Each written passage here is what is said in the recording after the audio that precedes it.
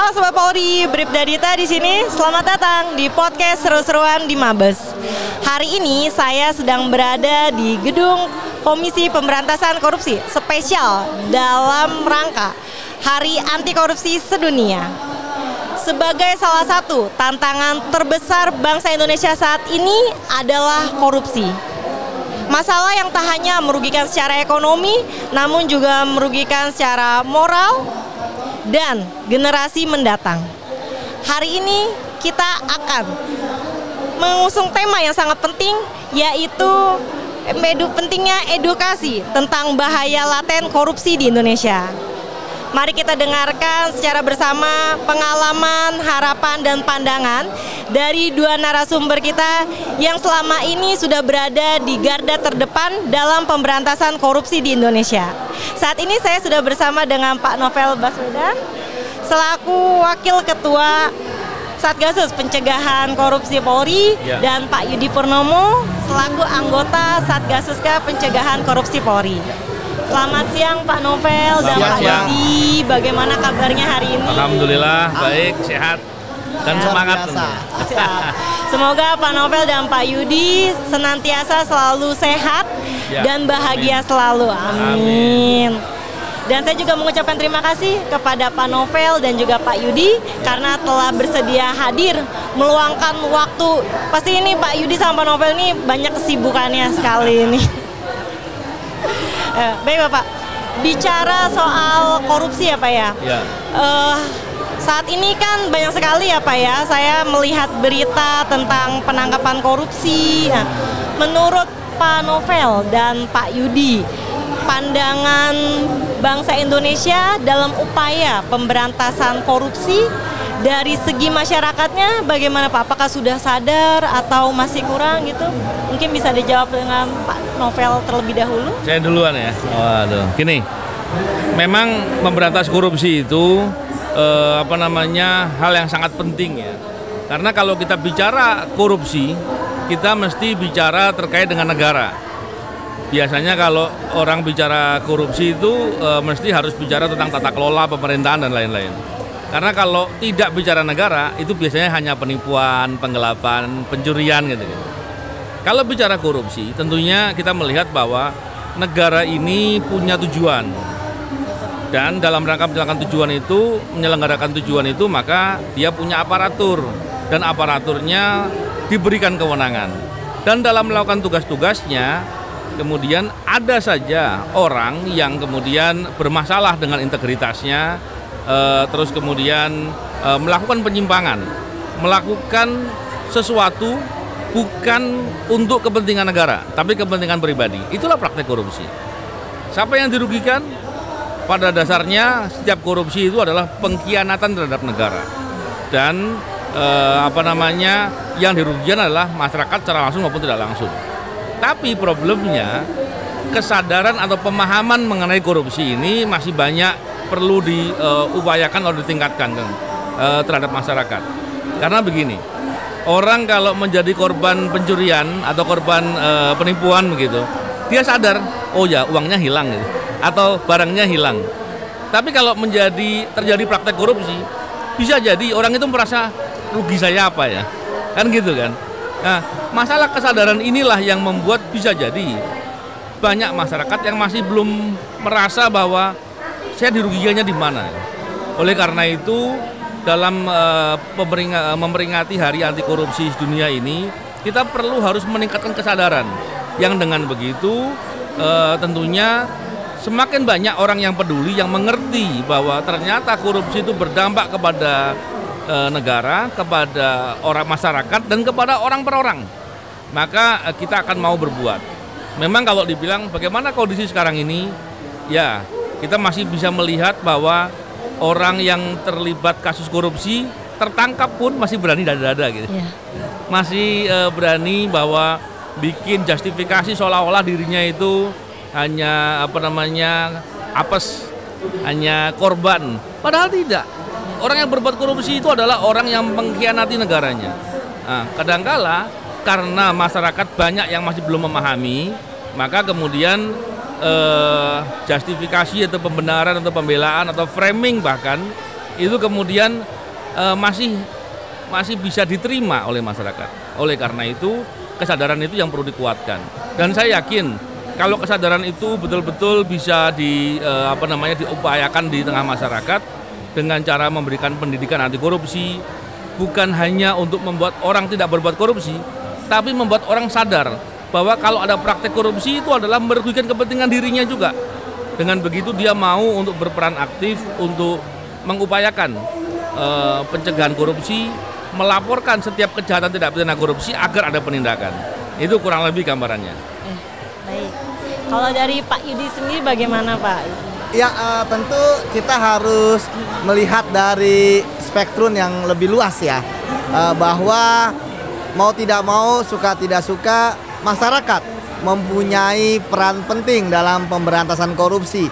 Itulah sebabnya mengapa masyarakat itu dibuat aturan tersendiri, ya, baik di dalam undang-undang, ya, maupun di dalam turunannya melalui peraturan pemerintah, ya, tentang peran serta masyarakat di dalam pemberantasan korupsi. Karena memang korupsi itu yang paling dirugikan adalah masyarakat. Nggak usah jauh-jauh kita berbicara mengenai korupsi turunan. Kita bicara mengenai korupsi yang receh saja. Misalnya ketika ada jalanan, ya, baru dibangun, ya, ternyata speknya itu harusnya aspalnya 13 cm hanya 5 cm. Sehingga masyarakat sering mengeluh, kayaknya itu jalan baru dibangun 2 minggu 3 minggu, kemudian sudah rusak. Belum ketika terjadi korupsi dalam izin-izin, misalnya izin tambang. Ketika suatu tempat, suatu situs, ya, digali tanpa ada mekanisme prosedur, misalnya ada IUP, ada AMDAL, serampangan, demi hanya mendapatkan keuntungan, memperkaya diri sendiri, orang lain, atau suatu korporasi, kemudian akhirnya terjadi longsor, terjadi banjir bandang, sehingga masyarakat pasti sangat dirugikan, entah itu korban harta, bahkan korban nyawa, seperti itu. Jadi termasuk juga kalau kita mengurus perizinan, di mana masyarakat akhirnya dipaksa untuk membayar lebih. Kalau nggak membayar, mapnya ditaruh paling bawah, ya, yang membayar paling atas, sehingga kemudian menciptakan birokrasi yang kalau bisa dipersulit, kenapa harus dipermudah? Kalau bisa bayar, kenapa harus gratis? Itulah sebabnya mengapa di dalam upaya memberantas korupsi, sekali lagi peran masyarakat sangat penting untuk pertama berbicara tidak tentang korupsi. Yang kedua, yang paling penting adalah berani untuk melaporkan kasus korupsi, sehingga kemudian penegak hukum paham mengenai bahwa ada korupsi yang dilaporkan oleh masyarakat. Karena penyidik, Mbak, ya, kasus korupsi itu buta terhadap apa yang terjadi di luar sana, korupsi yang terjadi di luar sana. Tetapi ketika masyarakat melaporkan, maka itu akan terungkap. Seperti itu, Mbak. Baik, terima kasih. Nah, saya juga setuju nih Pak ya, mengenai pendapat dari Pak Novel dan Pak Yudi. Mungkin masyarakat Indonesia ini masih kurang juga ya Pak ya, tentang kesadaran korupsi ini kan. Baru mungkin setelah viral ya Pak ya, baru komplain dan sebagainya. Lalu, menurut Pak Yudi, dampak utama korupsi untuk masyarakat Indonesia nih, terutama sekarang kan banyak Gen Z nih Pak ya, mungkin belum paham nih Pak, upaya pemberantasan korupsi ini seperti apa sih gitu. Oke, saat ini kan setidaknya ada 3 lembaga penegak hukum yang kemudian memberantas korupsi di negeri kita. Ada KPK yang mempunyai kewenangan di dalam undang-undangnya sendiri, bahkan menjadi koordinator, ya, karena mempunyai kewenangan koordinasi. Ada kejaksaan yang memang mempunyai kewenangan dari penyelidikan, penyidikan, dan penuntutan, termasuk kita sendiri di Polri bahwa kita mempunyai kewenangan penyidikan. Bahkan dengan kemarin Pak Kapolri memperkenalkan, ya, tentang Kotas Tipikor, setidaknya kita pun juga ada di bagian pencegahan secara resmi, ada aturan gitu ya. Oleh karena itulah maka menurut saya Gen Z ini kan mereka adalah orang yang kritis, orang yang melek teknologi, orang yang berani bersuara. Tadi seperti yang Mbak Dita sampaikan, no viral, no justice. Ya, kita tahu bahwa Gen Z ini dia lebih bisa ya untuk kemudian, bahkan menurut saya netizen itu lebih bisa menyelidiki gitu ya. Makanya kenapa untuk Gen Z ini saya berharap banyak kepada mereka untuk kritis ya. Itu yang pertama. Kemudian yang kedua, berani bersuara, speak up terhadap kondisi yang terjadi di sekitarnya. Karena sekali lagi Mbak, bahwa no viral no justice itu kan penting untuk membuka kasus korupsi. Tetapi juga jangan sampai ketika viral penegak hukum pun diam-diam saja. Itu kan sangat penting. Apalagi ini adalah kasus korupsi. Bagi Gen Z, bahwa keadaan mereka sekarang kita tahu mencari kerja susah. Ya, kemudian kesempatan kerja pun kalau nggak ada orang dalam ordal itu akan sulit. Itu sebenarnya semua itu tidak akan terjadi. Ya, akhirnya kemudian kita tahu ada sistem Wanipiro, ya kan? Wah, mau berapa gitu kan? Itu semua tidak akan terjadi ketika pemberantasan korupsi setidaknya tegas. Sehingga ketika terjadinya kolusi, terjadinya nepotisme, itu akan lebih mudah ya untuk kemudian diberantas oleh 3 lembaga penegak hukum dengan kunci sinergi gitu Mbak Dita. Baik Pak Yudi, terima kasih.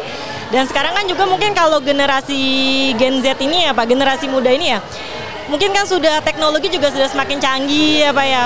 Mungkin bisa mempergunakan juga ya Pak ya dengan teknologi yang sudah ada ya. Mungkin bisa dengan ya salah satunya pelaporan melalui sistem online ya kan Pak, e-government dan lain-lain ya Pak ya. Lalu selanjutnya menurut Pak Novel, apa sih cara yang paling efektif untuk meningkatkan kesadaran masyarakat tentang bahaya laten korupsi ini? Oke. Ya. Menarik sekali pertanyaannya. Karena begini, bicara terkait dengan masalah korupsi hari ini, kita masih sering mendengar ada mantan koruptor terpilih bupati. Ya. Mungkin terpilih jabatan-jabatan publik lainnya, termasuk anggota DPR atau DPD. Ini kan persoalan. Padahal kalau kita bawa secara esensi, tadi seperti katakan di depan, orang berbuat korupsi itu pada dasarnya mengkhianati negara. Iya. Kok masih dikasih amanah, ini kan masalah. Oleh karena itu perlu kesadaran tadi. Terus bagaimana cara untuk menyadarkan itu, meningkatkan itu? Memang begini, Gen Z itu kelebihannya kan mereka biasanya lebih terdidik, lebih punya akses informasi, lebih melek teknologi dan banyak hal lain lagi. Menjadi pertanyaan sederhana, kalau seandainya nih ditanya ke Gen Z, kira-kira praktek korupsi yang terjadi di sekitarmu apa? Coba dipikirkan dulu. Saya khawatir banyak yang nggak paham. Contoh, kita sehari-hari makan. Kalau kita makan dalam kehidupan sehari-hari kita, yang impor berapa banyak? Banyak yang masih impor. Iya. Ketika impor, ada nggak potensi praktek korupsi? Kita tentu tahu ada beberapa impor yang kemudian diduga ada kaitan dengan membayar untuk pembebanan sehingga dibebankan kepada harga. Membayar untuk bisa masuk barangnya. Itu pernah terjadi di kasus daging contohnya, impor daging. Dan ada beberapa kasus lain, contohnya hortikultura dan lain-lain. Ketika di kehidupan kita sehari-hari saja, kita mengalami keadaan-keadaan itu. Contoh lagi, kita tahukah kita bahwa walaupun Indonesia ini punya pantai yang terpanjang nomor 2 di dunia, tapi kita impor garam masih besar sekali. Iya, betul. Luar biasa kan? Karena kalau dilihat dari hal itu, kenapa hal itu terjadi? Bisa jadi karena dorongan untuk memenuhi kebutuhannya sendiri tidak terlalu dioptimalkan dan kemudian lebih mudah impor karena impor ada fee yang menjadi dapat. Bisa jadi hal itu yang terjadi. Ataupun kalau kita lihat dalam kehidupan kita contohnya, kalau memang fokus dalam membangun industri, mestinya Indonesia punya pabrik besi yang baik, punya pabrik petrokimia yang baik, karena itu bahan baku untuk industri. Kita lihat di sekitar kita, ini barang-barang seperti ini pasti bahan bakunya banyak yang impor. Karena atau gelas, mungkin ada beberapa yang besi tadi yang saya katakan, dan plastik dan banyak lain. Kalau kita lihat semua barang-barang itu kebanyakan bahan bakunya impor. Maka dengan begitu orang kemudian kalau membuat pabrik di Indonesia masih berpikir, kenapa? Ketika bahan bakunya impor, bagaimana dia bisa bersaing? Akibatnya apa? Kalau pabriknya nggak dibuat di Indonesia karena bahan bakunya mahal, maka potensi membuka lapangan kerja di Indonesia berkurang. Yang kedua, kalau praktek korupsinya itu banyak, sampai bisa membuat indeks persepsi korupsi Indonesia rendah. Akibatnya apa? Investor berpikir, investor itu ada dua. Ada investor yang putih dalam konteks ini kita nggak bicara lain-lain ya, hanya bicara persepsi dalam kebaikan ya. Dalam hal ini mengikuti good governance lah, good corporate governance. Kalau orang investor yang mengikuti good corporate governance, maka dia melihat ketika indeks persepsi korupsinya rendah atau paling tidak praktek korupsinya diyakini banyak, maka ekonominya dianggap ekonomi biaya tinggi. Akibatnya orang takut untuk impor. Apalagi resiko-resiko lainnya dalam penegakan hukum dan lain-lain. Berbeda dengan investor hitam, investor yang nggak peduli dengan hal-hal yang terkait dengan GCG. Maka dia melihat, nggak apa-apa lah, saya masih bisa nyuap, saya masih bisa menerobos aturan gitu, menggampangkan. Maka dia akan berani impor. Tapi kita perlu ingat, bukan impor, investasi. Ketika investor hitam yang masuk, dampaknya apa? Mereka tidak peduli dengan hak asasi manusia. Hak asasi manusia dalam hal ini apa? Ketenaga kerjaan. Biasanya terjadi upah buruh murah. Iya. Belum lagi investor hitam kebanyakan itu maunya investasi jangka pendek. Investasi jangka pendek hampir tidak pernah menguntungkan negara. Yang berikutnya, kebanyakan investor hitam karena dia merampas aturan-aturan, maka ketika dia bikin perusahaan kebanyakan melanggar aturan soal AMDAL, merusak lingkungan, dampaknya kepada negara. Nah, oleh karena itu mendorong agar indeks persepsi korupsi Indonesia menjadi baik, praktek korupsi itu betul-betul diberantas, itu membuat peradaban menjadi lebih baik, menjadi kehidupan menjadi lebih punya harapan. Dan membuka ruang-ruang untuk bisa produktivitas tinggi, untuk bisa mendapatkan kemudahan, dan tentunya tujuan-tujuan negara akan tercapai. Dalam hal ini tercapainya kesejahteraan, bahkan kalau dalam pendidikan bisa mencerdaskan, tercapainya keadilan dan banyak hal lain lagi. Dan oleh karena itu maka dalam hal ini saya tentunya menghimbau kepada Gen Z ya untuk bisa berpartisipasi. Caranya bagaimana? Kita mesti harus bisa memahami dulu apa sih korupsi, apa sih yang terjadi di sekitar kita. Dengan begitu Gen Z bisa membantu orang di sekitarnya untuk memahamkan. Kan bisa jadi ada orang-orang tua di sekitarnya yang bisa diberitahu, bisa diberikan masukan. Ini loh masalah-masalah korupsi. Kemarin dari Polri, Pak Kapolri juga telah melakukan launching untuk 2 buah buku. Buku ini buku pendidikan anti korupsi disiplin. Ini adalah satu buku yang membahas masalah korupsi dari beberapa aspek disiplin ilmu. Dengan begitu kita membuat ruang untuk orang bisa mendapatkan referensi terbaik. Apa sih korupsi itu? Korupsi dibahas dari sisi hukum, ekonomi, sosial, budaya, dan banyak lagi yang lain. Dengan begitu kita akan bisa melihat pilihan-pilihan untuk melakukan langkah-langkah yang terbaik. Yang kedua, kita juga punya buku satu lagi, yaitu buku Orang Baik Belajar Anti Korupsi. Buku ini bagus sekali. Dia membahas terkait dengan masalah praktek-praktek korupsi, sebegitu parahnya dampaknya kepada masyarakat, kepada negara, dan sebegitu rusaknya kelakuan orang berbuat korupsi. Semoga dengan begitu orang menjadi marah, menjadi tidak suka, bahkan menjadi jijik dengan praktek-praktek korupsi.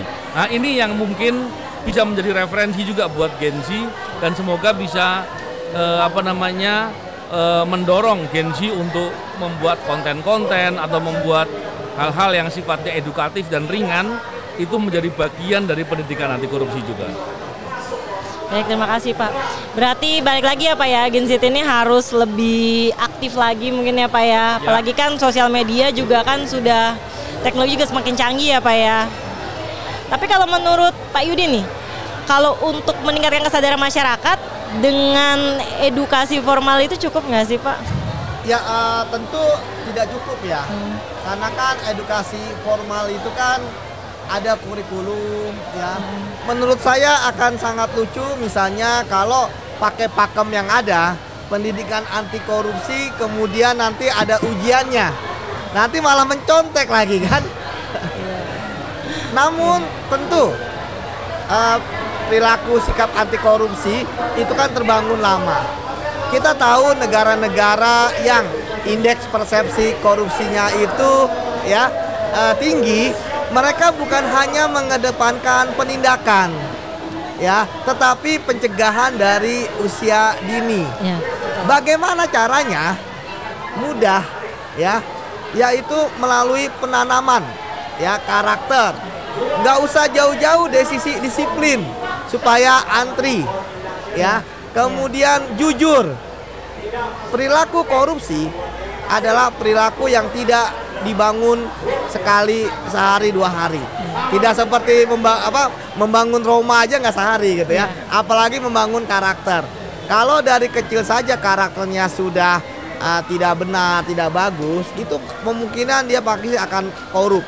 Karena korupsi itu adalah kejahatan yang kayak narkoba ya, adiktif gitu ya. Artinya kecanduan karena dia mendapatkan kesenangan dari mendapatkan uang setidaknya, seperti itu Mbak. Jadi menurut saya bahwa perjuangan kita ini kan masih panjang dalam memberantas korupsi. Sebenarnya mudah saja ya ketika benar-benar diimplementasikan. Kita tahu bahwa korupsi itu kan terjadi karena adanya niat yang termanifestasikan. Korupsi di Indonesia itu kan terjadi karena rakus, greed ya, bukan sekedar need. Ya, dari niat itu kemudian ternyata mereka mempunyai kesempatan. Kesempatan inilah yang terbuka lebar ketika mereka menduduki jabatan, mereka mempunyai kewenangan.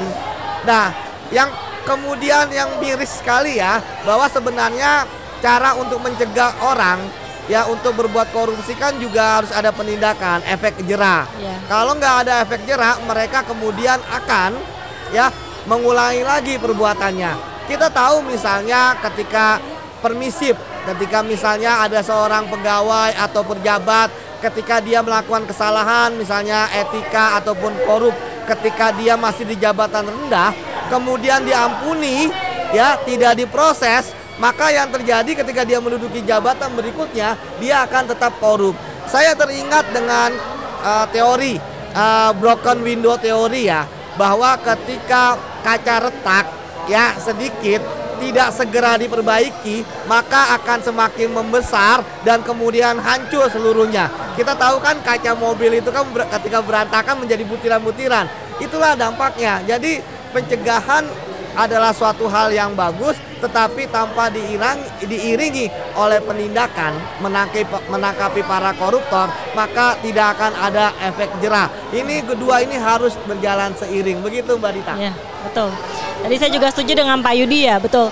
Jadi korupsi itu harus ditanamkan, nilai-nilai anti korupsi harus ditanamkan dari sejak dini ya Pak ya. Mungkin salah satu contohnya waktu saya SMP tuh ada kantin kejujuran Pak. Ya Mbak, jadi ditaruh snack kan. Nah sampingnya itu kotak untuk uang gitu kan. Tapi masih adanya.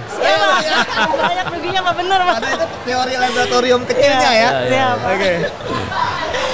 Baik, nah dari pengalaman Pak Novel dan Pak Yudi nih selama di Satgasus ya, apa sih momen atau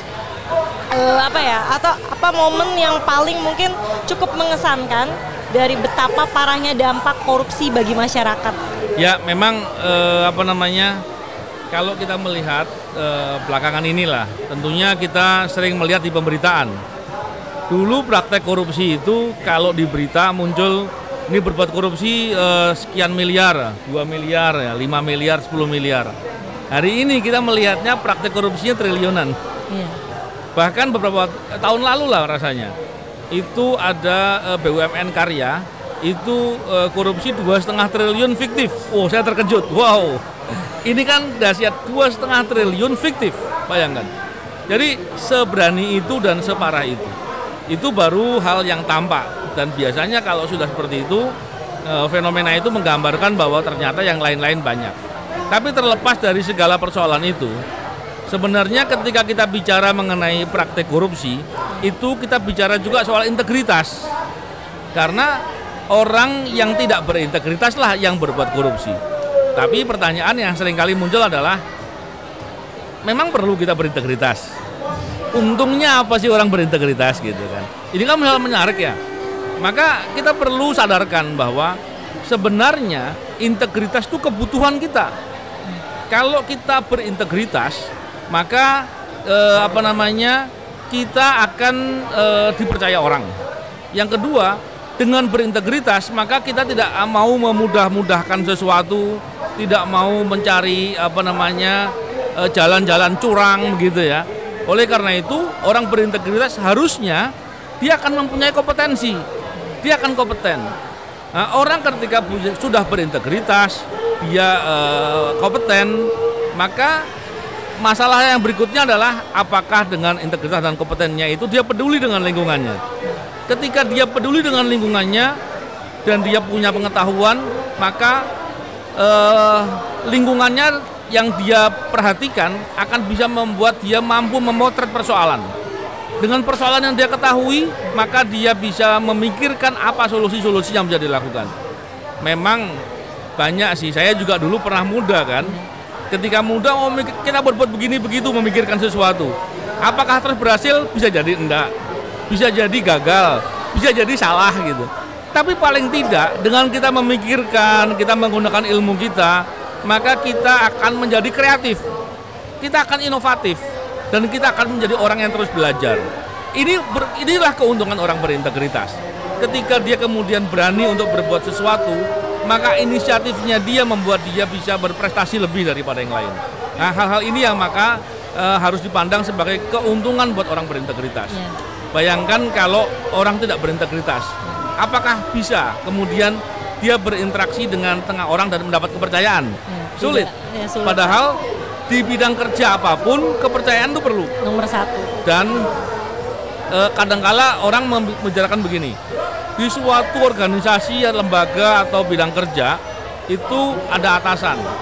Ketika atasannya tidak berintegritas, kita sulit bekerja. Kita nggak dipakai kalau berintegritas. Katanya begitu. Saya bilang tidak. Kenapa? Seandainya pun atasannya korup, tidak berintegritas, dia akan tetap perlu orang berintegritas. Kenapa? Orang yang suka bohong, kira-kira mau dibohongi nggak? Tidak. Nggak mau kan? Nggak mau. Itu. Pasti dia akan tetap suka dengan orang jujur gitu. Jadi seperti itu kurang lebih. Oleh karena itu, kita perlu berintegritas.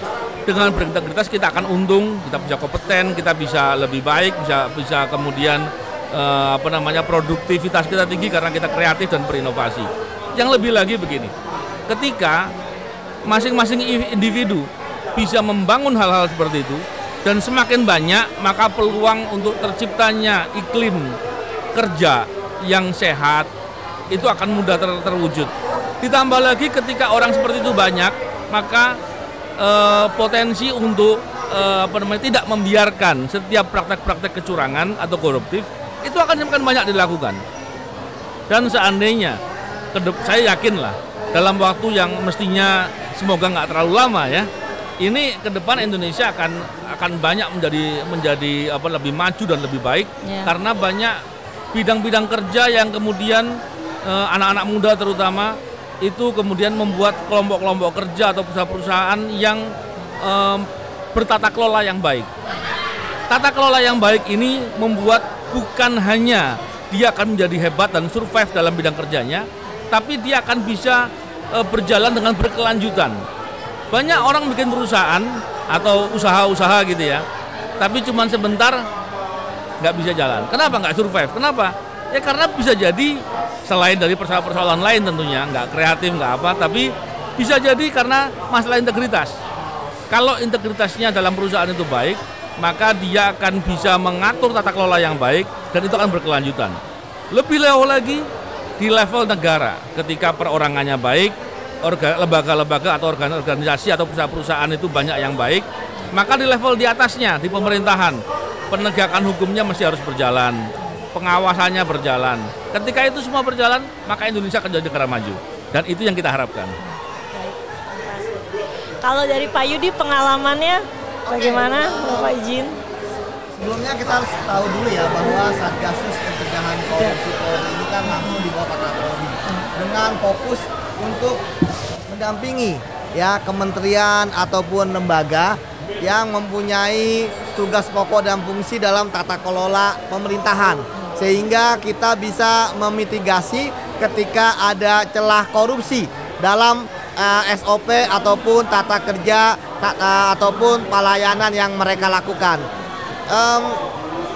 Sudah ada kurang lebih 13 ya kementerian lembaga yang bekerja sama dengan kita, artinya dalam bidang pendampingan ya. Kalau misalnya sosialisasi anti korupsi mungkin sudah banyak ya, kampus, lembaga, kementerian dan sebagainya. Tapi kalau kita bicara mengenai fokus kerja pendampingan sudah ada 13. Banyak hal yang membuat saya terenyuh ya, dan kemudian makin sadar. Kalau dulu kan sebelumnya saya di bidang penindakan ya, sebagai penyidik gitu ya, dan sekarang sebagai pencegahan. Di sini saya melihat dari spektrum yang lebih luas, Mbak. Dari spektrum bagaimana helikopter view bahwa kasus penyimpangan, penyelewengan ataupun korupsi kecil menjadi trickle down effect untuk rantai yang lebih besar. Contohnya dalam penyelewengan pupuk subsidi, di mana ketika petani tidak mendapatkan pupuk, maka yang terjadi panen mereka tidak akan seperti yang diharapkan. Ketika misalnya 1 atau 2 petani ya, itu akan menjadi gunung es gitu ya. Akhirnya banyak yang terjadi seperti itu, akhirnya target ketahanan pangan tidak terwujud. Dan alhamdulillah banyak yang kita dampingi mau mengikuti saran-saran kita ya, seperti itu. Itu yang mau kita terenyuh gitu, petani harus dapat subsidi ternyata diselewengkan. Kemudian ketika misalnya saya dan Bang Novel dan teman-teman yang lain terkait dengan impor ilegal pakaian bekas kan dilarang. Dan kita tahu dampaknya apa? Dampaknya akhirnya ternyata banyak pabrik-pabrik di Indonesia ya, pabrik-pabrik tekstil akhirnya tutup karena ilegal. Ya kan, masuk dengan harga yang lebih murah. Masa produksi dari luar negeri di Indonesia itu dijual lebih murah dari yang diproduksi di sini, ya kan? Apalagi tidak bayar pajak. Jadi kerugiannya bukan hanya kerugian bagi negara yang istilahnya tidak terlalu tampak, tapi kerugian bagi masyarakat sendiri yang menjadi pedagang, ya kan? Akhirnya kita tahu banyak akhirnya yang di PHK, ya layoff. Kemudian belum lagi oli bekas, ya dijual oli palsu. Ya saya Bang Novel juga pernah, ya ketika oli palsu yang terjadi adalah bagaimana olinya ya itu digunakan oleh masyarakat, mereka membeli dengan harga yang sama loh Mbak. Ya akhirnya mesinnya cepat rusak. Akhirnya mesinnya itu umurnya lebih singkat dari yang seharusnya. Termasuk tadi Bang Novel katakan ketika besi palsu, ya kan, bukan besi palsu ya, bersihnya tidak sesuai, ya tidak sesuai dengan spek. Kan ada kita punya SNI, nanti akhirnya roboh, ya kan, seperti itu lagunan. Akhirnya dampaknya seperti apa? Jadi dari yang kecil aja, ya kasus korupsi itu bisa trickle down effect ke nasional ya, akhirnya mempengaruhi ketahanan nasional. Jadi kita pun terenyuh dengan itu yang terjadi. Begitu Mbak Dita. Ya. Saya tambahkan sedikit ya, Mbak Dita. Boleh Pak. Yang disampaikan sama Mas Yudi tadi itu adalah menggambarkan mengenai multiplier effect. Dalam ekonomi kalau kita lihat contohnya, tadi contohnya pupuk, tadi bagus sekali contohnya. Ketika ada praktek, ada subsidi pupuk untuk petani, ada praktek korupsi sehingga nggak nyampe, dampaknya apa? Petani bisa jadi tidak bisa mendapatkan produktivitas yang baik atau gagal dalam dalam panennya gitu. Ketika itu yang terjadi, maka pendapatan petani akan bisa jadi rugi, bukan dapat penghasilan, bisa jadi rugi. Ketika rugi para petani pasti berdampak kepada keluarganya. Ya, betul. Kepada keluarganya, pertama daya beli turun, bisa jadi anaknya jadi nggak sekolah, dan banyak lagi. Itulah multiplier efek dalam praktek korupsi. Dan semua bisa diteliti. Ya, coba nanti kawan-kawan adik-adik Gen Z coba diperhatikan. Setiap adanya praktek korupsi coba Anda breakdown. Apa multiplier efeknya? Pasti banyak dan membuat kita mesti marah dengan praktek korupsi. Jadi itu Mbak Dita penjelasan kita ya tentang korupsi yang terjadi di negeri kita. Oh, ya, siap. Tapi kita nggak bisa diam aja Mbak, Iya. karena kejahatan merajalela, karena orang baik diam aja. Ya. Seperti itu Mbak Dita. Betul Pak, betul. Baik. Lalu nih, menurut Pak Yudi, sekarang ini kan teknologi sudah makin berkembang ya Pak ya, Ya. digital dan lain-lain kan Pak. Nah, menurut Bapak, bisa nggak sih Pak digital atau teknologi ini digunakan untuk mencegah kasus korupsi? Wah, itu bisa banget ya. Karena sistem itu akan membuat pertama orang akan tidak saling bertemu langsung. Yang kedua, sistem akan mampu untuk memonitor sudah sampai di mana.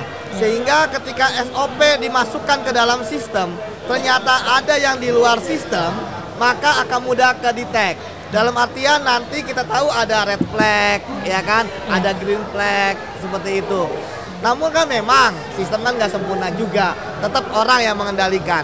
Saya jadi ingat bahwa digitalisasi merupakan salah satu pidato dari Pak Presiden Prabowo Subianto ya, ketika baru dilantik ya. Beliau menyampaikan bahwa salah satu pencegahan korupsi adalah adanya sistem digitalisasi untuk mencegah adanya kolusi. Jadi ini menurut saya sudah sangat penting ya, karena kan sekarang ini sudah canggih. Jadi orang tidak perlu ke kantor pelayanan, orang tidak perlu menghabiskan waktu. Jadi dari sisi efisiensi juga cukup. Namun sekali lagi kan, secanggih-canggihnya sistem, tetap saja ada orang di situ. Jangan sampai kemudian ada celah-celah di dalam sistem tersebut yang bisa digunakan ya untuk mengakali. Oleh karena itulah maka walaupun sudah ada sistem yang terdigitalisasi, tetap harus ada pengawasan yang ketat. Tetap tidak boleh ada di tangan orang otonom hanya di dirinya. Tetap dia harus ada 2 atau 3 orang ya yang terkait dengan sistem tersebut untuk saling mengawasi. Jadi nggak boleh absolut seperti itu Mbak. Karena dari pengalaman saya, kebanyakan kalau misalnya absolut seperti itu sistem mudah diakali. Orang yang mempunyai kunci dalam sistem tersebut ya akan kemudian bisa mengakali. Karena sekali lagi sistem baru bisa berjalan dengan baik ya kalau orang yang menjalankan juga punya integritas. Betul Pak, jadi harus seimbang juga ya Pak ya. Jangan nanti semakin berkembangnya teknologi, tapi kalau dari orangnya menyalahgunakan juga sama aja ya Pak ya. Padahal kan dengan adanya teknologi yang sudah canggih ini kan, kita ya benar kata Pak Yudi, nggak perlu repot-repot ke kantor, bisa melalui online saja ya Pak ya. Berarti harus diperbaiki nih Pak dua-duanya juga ya Pak. Lalu Pak, motivasi dari Bapak berdua ini, kenapa sih Bapak ini kan tadi saya sebutkan juga ya Pak di awal ya, 2 narasumber ini adalah garda terdepan dalam memberantas korupsi di Indonesia. Terawal siap. Bukan terawal sih ya. Artinya kalau dibilang garda terdepan berlebihan juga. Cuman mungkin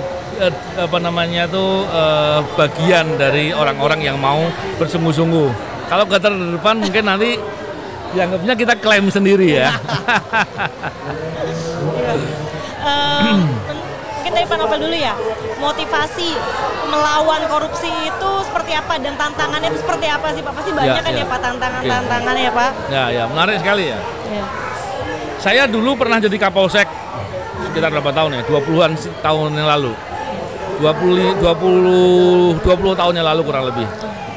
Waktu itu saya pernah bertugas di daerah yang dekat, ya daerah sepi lah ya, di Sumatera, dekat hutan gitu. Saya punya kesempatan untuk melihat bagaimana masyarakat tinggal di daerah yang pedalaman gitu. Dan saya melihat sendiri ketika banyak masyarakat yang tinggal di sekitar hutan, mereka hidupnya bergantung kepada berkebun ya, bercocok tanam. Dan gara-gara ada praktek illegal logging yang saya yakin akan berhubungan dengan petugas maupun petugas pengawas maupun aparatur, dan itu tidak ditindak, dampaknya kemudian merusak atau mengganggu orang-orang yang sedang bekerja untuk bercocok tanam. Mereka hidupnya susah gara-gara upaya untuk menanam mesti harus perlu effort yang besar. Pupuk harus lebih banyak gara-gara banyak hutan yang sudah gundul. Debit air menjadi turun, akibatnya tidak bisa digunakan untuk mengangkut hasil bumi. Dampaknya kemudian biaya untuk berkebun besar, harga panennya dibeli di pasar dengan harga yang sama. Akibatnya mereka hidupnya susah. Dan itu semua terjadi karena praktek korupsi. Dari situ kemudian saya berpikir, wah ya, sebagai seorang penegak hukum, waktu itu saya sebagai Kapolsek, saya nggak boleh biarkan, mesti ditindak. Ketika menindak, ternyata resistensinya banyak, musuhnya banyak. Bukan cuman waktu itu ya, bukan cuman dari kawan saja, tapi juga ada dari lembaga lain, instansi lain, dan banyak lagi. Berat sekali. Sampai kemudian saya berpikir, mau diteruskan nggak ya? Mau tetap gitu apa enggak? Tapi ketika saya sadar bahwa ternyata berat sekali untuk berbuat kebaikan dalam konteks penegakan hukum itu, saya teringat orang-orang yang terdampak itu hidupnya jauh lebih berat, jauh lebih sulit. Dari itu kemudian saya berpikir, saya nggak boleh kalah. Tapi ternyata setelah saya semakin punya banyak pengalaman, saya mulai sadar bahwa ternyata segala kesulitan yang dialami karena kita ingin berbuat baik, itu hanyalah tantangan untuk kita kemudian mendidik karakter kita menjadi lebih baik. Untuk kita punya persistensi yang kuat, untuk kita punya semangat, untuk kita punya kegigihan dengan lebih baik. Dan itu semua membuat kita malah untung. Kenapa? Karena kita dididik untuk menjadi lebih kuat dan lebih baik. Ketika kita mengetahui betapa dampak praktik korupsi itu menyusahkan orang, maka itu membuat motivasi kita untuk mau berbuat baik, berbuat sungguh-sungguh untuk membantu orang lain. Karena pada dasarnya setiap kebaikan yang kita lakukan kembali kepada diri kita. Tidak pernah rugi orang yang berbuat kebaikan. Dan setiap kesulitan yang kita lakukan karena berbuat baik, itu hanyalah tantangan saja. Itu hanyalah bagian dari pola mendidik diri kita. Tidak pernah ada di kehidupan ini orang yang hidup tanpa ujian. Kita semua kawan-kawan Gen Z atau siapapun yang menonton acara ini, termasuk Mbak Dita, ketika dulu sekolah nggak mungkin kan kita bilang sama guru, saya mau sekolah tapi tolong jangan beri ujian. Nggak mungkin. Pastilah orang yang dalam sekolah aja mau mendapat susah-susah. Untuk menjadi anggota polisi juga ikut pendidikan. Dan itu pasti sulit, pasti berat. Tapi ketika kita melakukan dan melewati segala tantangan itu, yang ada kita mendapatkan kebaikan. Nah inilah yang menjadi perspektif harusnya. Dengan begitu, ketika kita melihat berbuat baik banyak tantangannya, maka sadarilah tantangan itu bagian dari keuntungan. Untuk kita bisa meningkat, untuk kita lebih terdidik, untuk kita menjadi lebih kuat. Oleh karena itu semua harusnya menjadi motivasi kita untuk mau berbuat kebaikan. Dan rugi bagi orang yang tidak berintegritas atau orang yang berbuat masalah, karena dampaknya pasti banyak buat dia. Gitu. Terima kasih. Kalau dari Pak Yudi sendiri, kalau kita bicara mengenai perubahan, tentu kita berharap negeri kita ada perubahan lebih baik. Kita bicara fakta bahwa indeks persepsi kita masih 34, bukan masih, hanya 34 dari nilai poin sempurna 100. Kalau Mbak Dita kita ingat waktu zaman sekolah kan kalau nilainya 34 kan rapotnya merah kan nilainya. Jadi ini justru menyedihkan kita. Saya katakan kita nggak usah ngomongin jauh-jauh ya dampak korupsi dalam masalah yang lebih besar ketahanan nasional. Kita bicara mengenai di lingkup yang terkecil kita. Itulah sebabnya saya selalu mengatakan kepada diri saya bahwa kalau ingin melakukan perubahan, ya kita tentu dengan rentang kendali kita. Ketika dulu jadi penyidik, sekarang menjadi Satgasus Pencegahan Korupsi, tentu rentang kendalinya akan berbeda. Tapi setidaknya kita bisa mewarnai negeri kita. Kita paham bahwa kasus korupsi ini dampak bagi masyarakat kan sangat luar biasa, walaupun tidak terlalu kelihatan, namun akan terlihat jelas misalnya dalam pembagian bansos. Ya, harusnya 100.000 ya paketnya, ternyata dikorupsi tinggal 70.000. Ya, kemudian kita tahu misalnya dana anggaran dari pusat turun 1 juta sampai bawah tinggal 100.000, ya kan? Atau kemudian ketika kita ingin tes masuk sekolah atau masuk mana, ternyata atau pekerjaan kalah dengan orang dalam. Ini kan tentu yang menurut saya kita nggak boleh membiasakan begini gitu. Kalau misalnya seperti ini terjadi, maka kesempatan bagi masyarakat bawah untuk naik ke atas itu akan berkurang. Belum kita bicara di sektor pendidikan, belum kita bicara di sektor kesehatan. Nah, kembali lagi bahwa motivasi saya tentu sangat tinggi ya, bahwa setidaknya akan ada perubahan, walaupun tentu kita juga realistis, tapi setidaknya melihat ya tadi kayak petani mendapatkan subsidi sesuai dengan haknya ya, kemudian mereka mereka dengan semangat bercocok tanam, itu bagi saya sudah suatu hal yang baik gitu Mbak ya, karena memang perubahan di negeri kita itu memang harus dimulai dari orang-orang yang sedikit Mbak, kreatif minority seperti itu. Saya yakin bahwa kedepannya ya tentu melihat kondisi yang ada di bangsa kita, kalau korupsi misalnya masih dibiarkan merajalela, akan pertama menggerogoti APBN, APBD. Harusnya negara menerima besar, tapi ternyata tidak jadi menerima. Potensi negara kemudian akhirnya hilang. Kemudian kekayaan alam kita lama-lama kemudian menjadi hilang gitu kan, menjadi berkurang, dikuasai oleh orang-orang yang dengan cara-cara yang jahat seperti itu Mbak. Jadi sekali lagi bahwa saya sama dengan Bang Novel, dengan Mbak Dita, dengan siapapun ya, bahwa kita sebenarnya ingin negara kita ya, terlepas dari memang kita berbeda-beda ya jalan hidup kita ya, jalan ninja gitu ya, tapi setidaknya kita menjalani jalan hidup kita itu enak, itu baik. Nggak ada tiba-tiba orang berprestasi kemudian kalah dengan orang nggak berprestasi. Nggak ada orang yang dia istilahnya dia harusnya mendapatkan sesuatu yang sesuai dengan haknya, tidak mendapatkan. Ada orang yang dia menjadi kaya karena dia korupsi. Enggak, kalau kaya emang kaya wajar, dia berusaha dengan baik, dia memang menjadi pejabat, dia menerima honornya, menerima penghasilannya ya sesuai dengan itu gitu kan, sehingga segregasi antara yang kaya dan miskin itu tidak akan timpang disparitasnya seperti saat ini, begitu Mbak Dita. Luar biasa sekali motivasi dari Pak Novel dan Pak Yudi dalam memberantas korupsi. Semoga masyarakat juga bisa lebih sadar agar korupsi di Indonesia ini mungkin semakin menurun ya Pak, izin ya, bukan malah bertambah ya Pak ya. Baik. Lalu menurut Pak Novel, bagaimana sih generasi muda ini bisa memerangi korupsi dengan kehidupan sehari-hari Pak, izin. Dalam kehidupan sehari-hari ya. Oke. Jadi begini, kalau kita melihat dalam kehidupan sehari-hari, yang pertama kita harus punya kesadaran dulu atau pengetahuan yang mana sih yang merupakan praktek-praktek korupsi. Yang kedua, ketika kita sudah mengetahui ada praktek-praktek korupsi, kita jangan permisif.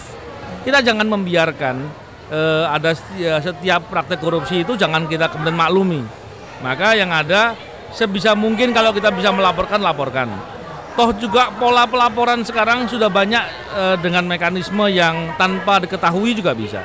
Ada whistleblowing system. Yeah. Saya kira di Polri ada, di KPK ada, di lembaga-lembaga lain juga ada. Jadi pilihan itu banyak. Teknologi membuat kita memudahkan untuk bagaimana cara melaporkan. Terus yang kedua, jangan kita tergoda untuk berbuat korupsi atau berbuat curang atau mau enaknya sendiri. Contohnya, kalau kita lihat di negara-negara maju ada budaya antri, ada kita menghormati orang lain, tidak membuang sampah sembarangan, hal-hal tertib yang kita lakukan, disiplin dan banyak lagi yang lain. Itu membuat diri kita menjadi pribadi yang berintegritas yang baik, dan itu menjadi salah satu cara untuk kita menjadi bagian dari sifat nilai-nilai anti korupsi. Selain itu, tentunya kita juga perlu memahami bahwa upaya yang dilakukan oleh pemerintah dalam rangka memberantas korupsi itu paling tidak ada 3: pendidikan, pencegahan, dan penindakan. Penindakan ini dilakukan agar orang jera, dan yang lain nggak berani ikut-ikutan. Istilahnya deterrent effect. Ketika itu bisa dipahami, maka kita sadar, oh iya, itu korupsi itu begitu. Kenapa itu perlu dipahami juga buat anak muda dalam kehidupan sehari-hari? Karena anak muda nanti pada dasarnya akan melalui proses-proses sampai di level-level itu juga. Dan setiap praktek korupsi itu nggak terjadi tiba-tiba, terjadi dengan tahapan-tahapan. Kalau kita sudah terbiasa berbuat curang, terbiasa tidak jujur, maka di level-level tertentu kita menjadi berbuat korupsi. Maka pemahaman itu menjadi penting.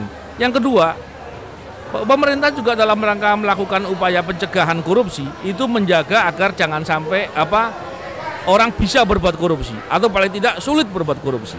Oleh karena itu, kita sebagai anak-anak muda perlu memikirkan hal-hal yang bisa menjadikan inovasi untuk membuat suatu pola agar orang sulit berbuat korupsi.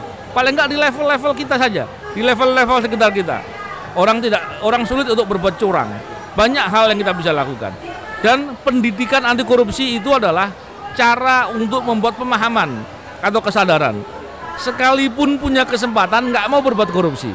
Oleh karena itu, kita sebagai anak muda perlu untuk punya kesadaran itu. Kenapa? Karena itu adalah pondasi kita. Kalau mau sukses di bidang apapun, maka jujurlah, berintegritaslah. Dengan begitu akan sukses. Karena itu modal sukses di semua bidang.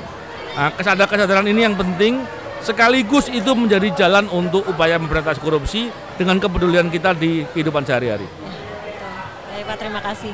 Jadi yang poin yang tadi saya dapat ya Pak ya, jujur, integritas ya Pak, itu dua hal itu harus berkaitan ya Pak, satu sama lain ya Pak ya. Jujur adalah poin utama dari integritas. Lalu kalau menurut Pak Yudi nih, seberapa penting sih Pak dukungan masyarakat untuk mencegah korupsi? Dan kontribusi masyarakat itu harus seperti apa sih Pak? Ya tentu sangat penting ya. Kalau masyarakat tidak percaya terhadap pemberantasan korupsi, mau dibawa kemana negara kita?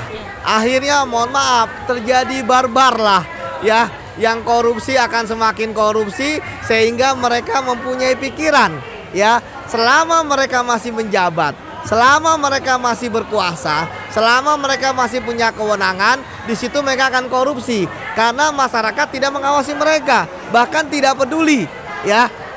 Karena mereka malah senang, malah bahagia seperti itu.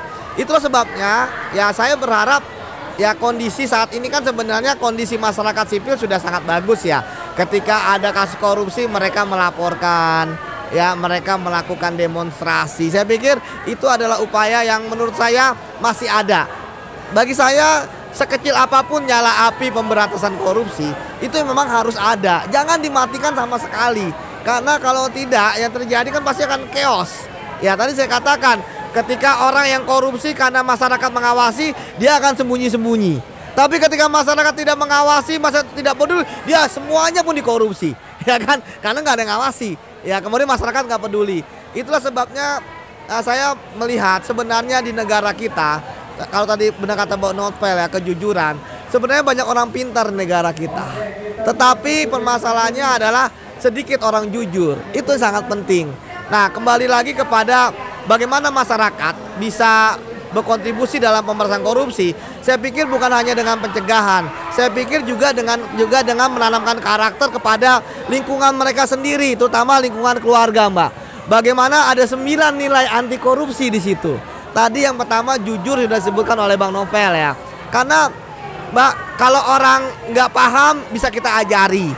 Kalau orang nggak punya pengalaman kita berikan dia pengalaman. Tapi kalau orang nggak jujur sulit untuk diperbaiki seperti itu. Jadi ada 9 nilai: jujur, peduli terhadap sesama, mandiri, kerja keras, sederhana, adil, berani dan sebagainya. Ada 9 nilai. Jadi kalau misalnya 9 nilai ini benar-benar ditanamkan oleh masyarakat ya, bukan hanya mereka berani mengadukan kasus korupsi tapi juga menginternalisasikan 9 nilai anti korupsi. Saya pikir yang terjadi adalah pemberantasan di korupsi di negeri kita akan semakin baik dan bagus begitu, Mbak. Saya ucapkan terima kasih kepada Pak Novel dan Pak Yudi atas kesempatannya hari ini dan sudah mau bergabung di podcast Seru-seruannya Mabes. Semoga Pak Novel dan Pak Yudi sehat selalu dan sukses selalu. Amin. Sama-sama. Dan untuk Sobat Polri, dalam memperingati Hari Anti Korupsi ini, semoga apa yang kita telah dapatkan dari Pak Novel dan Pak Yudi bisa bermanfaat dan mungkin pengetahuan baru ya untuk Sobat Polri. Baik, saya Bribda Dita akhirnya mengundurkan diri. Terima kasih, salam presisi.